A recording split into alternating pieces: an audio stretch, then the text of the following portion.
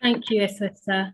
I'm going to share my own personal story. I appreciate that everybody's journey is different in life, and so I will share my own personal experience, and very happy to obviously take questions when the time comes. So I think it will be helpful if I start by giving you a bit of background about myself and my journey. So when I left uni, so I went to uni, I wasn't sure exactly what it was that I wanted to do. And I'm of Nigerian heritage, and my parents always instilled in me that whatever you do it successfully. But of course, they wanted me particularly to go down specific routes, namely law, medicine, or accountancy, which are the typical routes. Because they, as immigrants here in the 50s and 60s, they obviously wanted the best for their children, and they saw those professions as being secure and safe professions for the future. I didn't go down that path. I actually chose to do something different. I chose to study English literature at university. And I remember my parents said, what will you do with an English degree? Where will it lead you? And at the time, I wasn't very sure, but I was confident in my mind that I wanted to do something creative. I really enjoyed English when I was studying at school. Anyhow, I went on to complete my degree, and I came out of uni, and actually my first job was at a company called Western Union, which I'm sure a lot of you are familiar with. And it was there really that I started to look at where I wanted to go in life and be a bit more specific and a bit more determined about my career path. At the time, I worked in marketing, and I didn't really know what public relations was. But I knew that we had a PR agency at the time, which was quite large, but they didn't really serve our company very well because they were a very big agency. And we, as a business at Western Union, we were predominantly interested in West African communities, Asian communities, and it was very grassroots activity that we did. So I saw an opportunity actually to start to speak to journalists from places like The Voice, when Marcia writes, and New Nation, which no longer exists, but a lot of these publications. And I started to speak to journalists and thought, I quite like this. I started to write press releases. And at that point, I decided that I would pursue a formal qualification. So I did a public relations diploma, which my employer paid for, which was fantastic. And it was then that I really realized that I wanted to pursue this as a career. Now, when I left Western Union, it was a very different environment, going to my first place of work in I would say, a fully fledged public relations role. I went to McDonald's. And actually, one of the things that I noted when I joined the public relations profession is that, unsurprisingly, it is quite a middle class white profession. I didn't really come across any other Black people. It was very rare. And so I had to think, is this profession welcoming into me? Why aren't there other people like me working in this profession?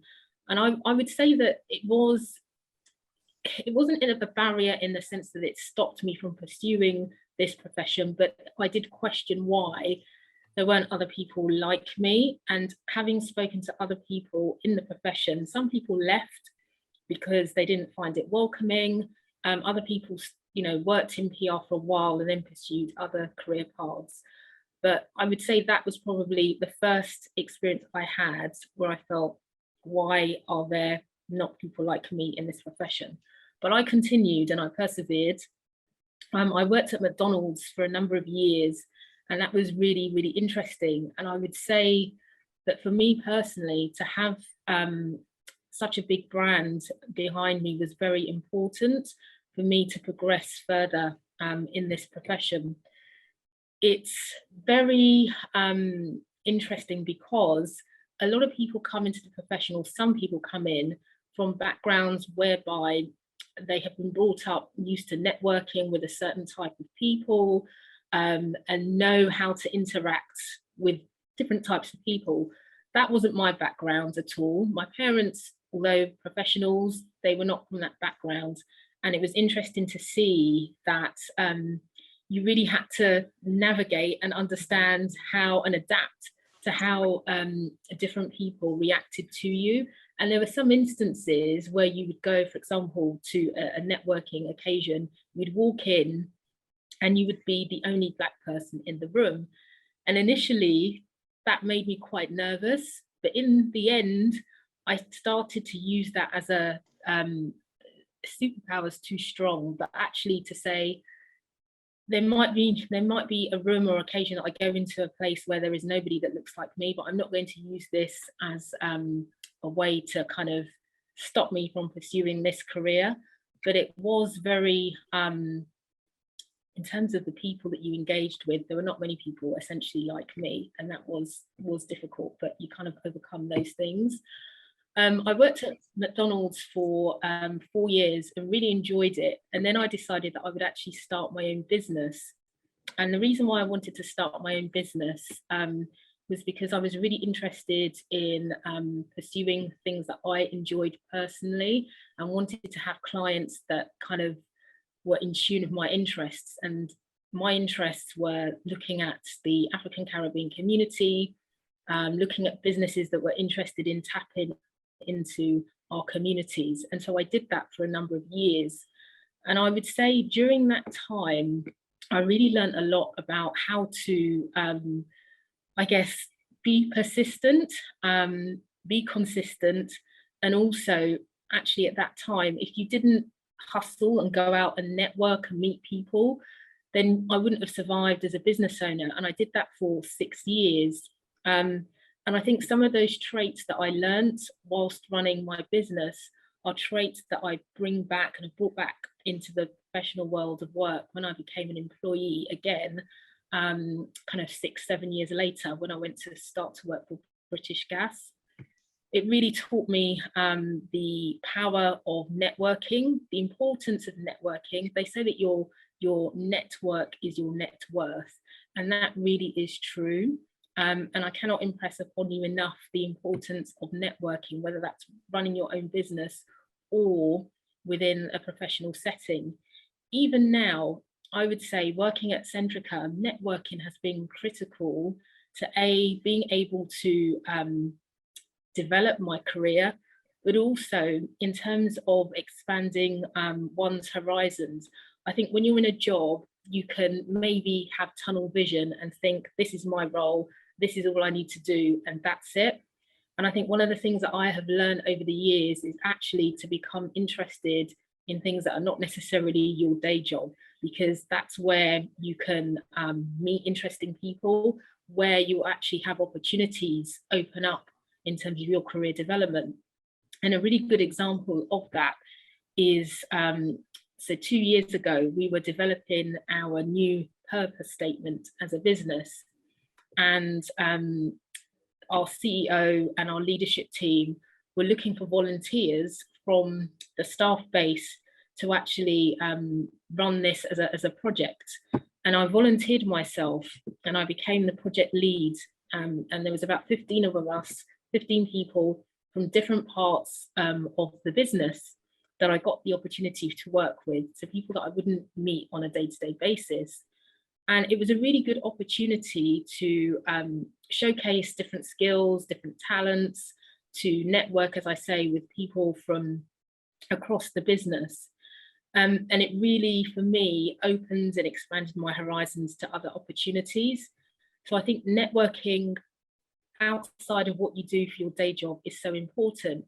And even outside of work, I think as a kind of PR professional, and Marcy will know this too, that your reputation is kind of what other people say about you. And I think networking actually provides the opportunity to people to understand who you are and what you're about, and for you to be able to be recommended. And so when it comes to the opportunity to lead, if you have a reputation that says that you're a good person, you do good work, and you're a good leader, etc., all this kind of bodes well in your career. And I think that's something, again, that I really kind of am very cognizant of, that networking and meeting people and having the opportunity to expand your network is so important. I mentioned consistency as well. I think in my job, in what I've done for Centrica, and I've been there 7.5 years now, I think having a consistent approach to your work, a consistency in how you deliver things, a consistency in your effort is so important. We were talking earlier about the fact, so before this started, Marcia mentioned the fact that, we as Black women, we do have additional challenges, if you like. And one of the things, my Nigerian parents said to me is that you always have to work twice as hard as a white person, because that's just the way of the world. And it's interesting. So I'm now on my third generation Nigerian. I still have that mentality, even though, people will say that the world, or it's different from the world that my parents grew up, came to the UK and what they found then, when it was no blacks, no dogs, no Irish. It's a different world. But yes, it has changed, but there are still barriers there. I believe there are still barriers there. But I think the mindset, because it was drilled into me from a child that you have to work twice as hard, that has stayed with me. And in some ways, it's helped me to basically be more determined to succeed. But on the other hand, it's sad in some ways that we do have to still have that mentality that we have to work twice as hard, because it shouldn't be that way. But I think consistency is so important. And I think that ties into how kind of my parents brought me up. Be consistent in your delivery, to be consistent in what you do. And again, this ties into how people perceive you and your ability to be able to lead and your ability to be able to get the job done. I think it's so important. I think another thing that I've learned through my career is having an open mind about learning new things. They say that you can't teach an old dog new tricks, but I think as kind of working people, we always have to be open, no matter how high you get on the career ladder or wherever you end up. I think you always have to have an open mind when it comes to learning and development, because the moment you think you know it all, think no one can teach you anything, you cease to be, I think, a good leader. You cease to be effective in your organization, because there's always opportunities to learn, always new things to pick up. And so I think it's really important that we have an open mind when it comes to learning and development. The other thing I think I've found very useful, and maybe I've become more intentional about this as I've got older, is goal setting as well. Goal setting. And I think for me, it's about charting where you want to go in your career and being very intentional about how you get there. Of course, sometimes the road is not a straight road, and you may have to take a different path to get you to where you want to go to. But I think as long as you have that sense of where you want to get to, then you will get there. I think the other thing is actually being open to help, because we can't do everything by ourselves. And I think really there are so many resources out there to help. And I think for me personally, one of the things that has helped me develop in my career and develop skills is actually a coach. I found that very useful in terms of helping me to understand my strengths, my weaknesses, how I can kind of exploit the two, and also helping me to see things from an external perspective, because sometimes when you hold the mirror up to yourself, you may see one thing, but if you have someone that is independent of you and can help you on your career path and your journey, I think it's very, very valuable. And I think leaders as well should be open to actually having a coach, having a third party, whatever format that is. If you run a business, maybe it's an advisory board, but be very open to having others look at you critically in a positive way to help you on your journey. I think that's really, really valuable. And I think particularly as women, it's sometimes, and this is not all women, but sometimes our confidence about certain areas or aspects of our careers may not be at the same level as men. And so I think sometimes if we can have invest in areas that can help us on that journey, I think it's so valuable. I mentioned briefly there investing in oneself, because I do think it is very critical and key. I think if you value kind of where you're going, you should be able to invest in yourself, because you are someone who wants to get from X, A to B, or wherever it is you're going.